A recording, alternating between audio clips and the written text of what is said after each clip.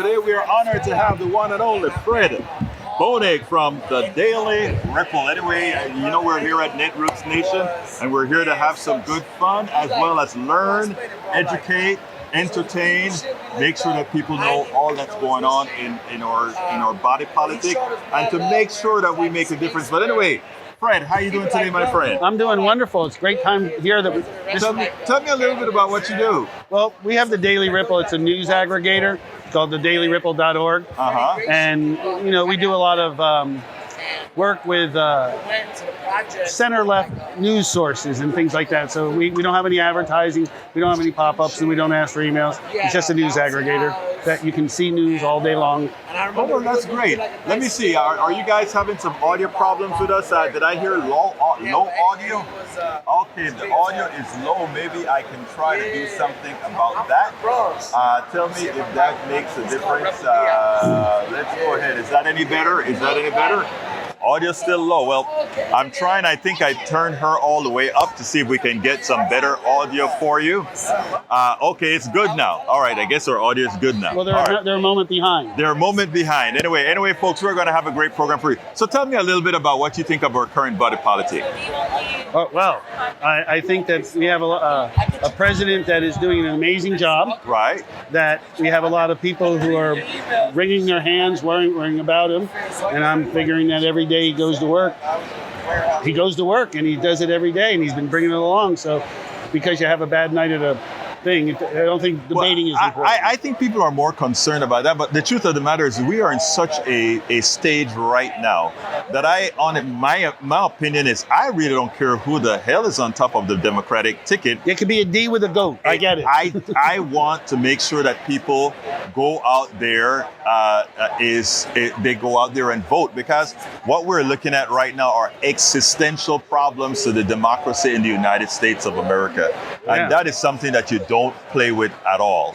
Well, you know, we people look at our democracy and they say, well, there's problems. But wait till we don't have one, and boy, they'll really see the problem. Then they'll really see what the problem looks like. Because again, it is true that there is that it is necessary. Oh wait, I'm in Kingwood, Texas, and they're telling me that it's raining. But anyhow, in Texas? Well, the funny thing about it is, as you know, the hurricane just came through Texas, all through Houston, and it knocked out Houston. I don't have any power. We're on generator power right now in Houston. But anyway, so as we progress and talk about what we expect out of the 2024. What do you expect our path from now to November to ensure that we don't have I think the same path that we took in 2022 is get out the voters, get people interested, get them excited. Also, to remind them how dangerous what could happen and will happen if they don't. To be really sure that if Donald Trump, who I've met 3 times, if he gets in power and they pull in this Project 2025, which I've taken the course, I went through their whole learning thing, right? And it's a scary bunch, and they're not. If people are just learning about it, we've been working on it for over a year. That they will lose everything they know and love about this country, because the people that are involved truly are Christian white nationalists. Right. I mean, you're talking about Tony Perkins, you're talking about Dobson, you're talking about Kirk, you're talking about all these guys. These are Christian fundamentalists. And back in 2012 or 2015, Donald Trump stood in front of the Value Voters Summit, held up his pristine Bible. Right. I have a picture of it because I was standing in front of him, and that his mom gave him when he was 9 years old. And it was, and the people were laughing at him because they were like, he never opened it. Exactly. But the next year, they all switched over. Well, part of that is because of Michael Cohen and Pecker having the pictures of the pool boy and the stuff for Jerry Falwell. And when they convinced him that they were going to let it out, he then became a supporter of Donald Trump all of a sudden. You know, the guy who's not a Christian. It is amazing. It is amazing. 2 Corinthians, It is amazing that they are the ones that the good guy in Biden, or the good people that profess the values that they stand for, that those are the ones that don't get the support. But they've also been brainwashed, or whatever you want to call it, by 30 years of Fox News talking anti-government stuff. Right. And of course we understand how that happened because we had rural people watching the Weather Channel for many years. Exactly. And then all of a sudden they switched over to Fox News and they took away the desk and they put hot-looking women on couches and they lowered the camera, and the next thing you know, you have rural white guys watching TV all day. You know what is interesting? We're looking at the chat right now, and the chat says, Lee Grant, I have a lot of people from many different persuasions, ideologies, and I love them all. They are all a part of what we call the PDR posse. Now, my brother, in the chat that you're looking at, Brother Lee Grant and Brother Eric Hayes, they are both very conservative. And Lee Grant thinks that Project 2025 sounds like a boogeyman. What would you tell him about? Has he read the 900 pages? And that's the thing. That is the thing, Lee Grant. You really need to read it to see it.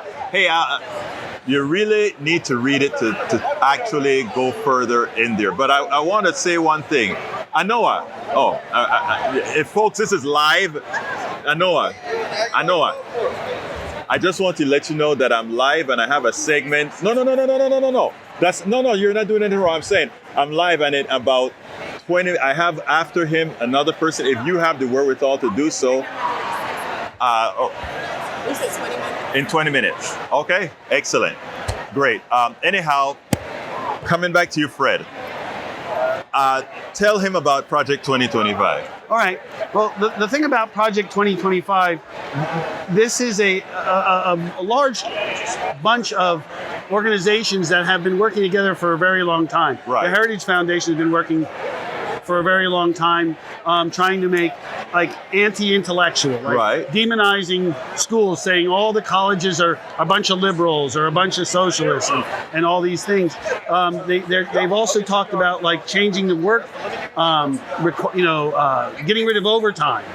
There's all these things are in there. If they download it from their site, they can use a word search. Well, I have the entire 900 pages on my website. Right. But here's what Lee is saying as well. Lee is saying the problem leftists have with Project 2025 is that they don't tolerate opinions that are different from theirs. But what he doesn't understand is within Project 2025 are policies that will hurt him. Right. It's not just the policies that will hurt lefties. It's policies that would hurt you as well. And as he might not understand about me for what I do, but I've probably been to more right-wing events than he has. Right. I know more right-wing pundits than him. I mean, I've met Mark Levin. I've met, Sean Hannity. I've been on those shows. I've been with all these guys. I know them all. I've met Biden. You've been on Sean Hannity's show. Yeah, and I've been. I've met Glenn Beck. I know all these guys. My Christmas card was from the Heritage. Right. I mean, I got. I'm sitting there in their thing. Right. The point is, what they want to do is if you look at, there's a program called Ordinary Men. Right. Ordinary Men. And it's about how they got ordinary people in Germany. Right. To become the police who killed all the people. And they were ordinary men because they kept telling them all these lies that they believed. And they programmed to believe that some people aren't as human as others. Like they dehumanize people. When you have people saying the words invasion, there's an invasion of foreigners. Well, in New York City in 1900, between 1900 and 1910, millions of people came from Europe, millions. They went through Ellis Island with an average of 2 hours in Ellis Island, and they were allowed to work. They were allowed to go right to work. And so this country has had millions of people coming here from the time of Reagan. In 1986, 1.6 million people were apprehended at the border. Right. 1.6 million. In 2000, 1.65 million. This is not new. Donald Trump came in there was less than 500,000 people coming at the border, and by 2019, it had gone up to 1 million. He really doesn't have anything to stand on. But look, Fred, I just wanted you to be on the show. Tell him to read, go through it. And then look at where it makes sense. Well, I don't have to tell him. You just told him. Please do that. But look, I got to go to Mark now and talk to Mark about his book. I just wanted to give you a chance to come on and say hi. After all, you also got My book. It's worth it. How to talk to your right-wing relative friends. Yes, I will. When you write your book, what do you write? Oh, where is it? It's called Keeping Time by the River. I said you got my email. Did you get my card? Yeah. Send me the card so that I can actually add it to my Kindle. Okay. Okay. Thanks, boss. My pleasure, man. Take care. We spend a lot of time deconstructing the news, trying to parse it into a form that everybody can understand. We try to find those little nitpicks where it flies above the fray, etc. If you really like these videos that we do, I want to ask a big favor. Please go ahead. Number 1, subscribe to our channel. And number 2, please join if you can. Thank you so kindly for watching. Keep watching. Please remember to share. We must populate the entire internet with our progressive message, a message that we know is what most Americans say that they want. So help us, please join.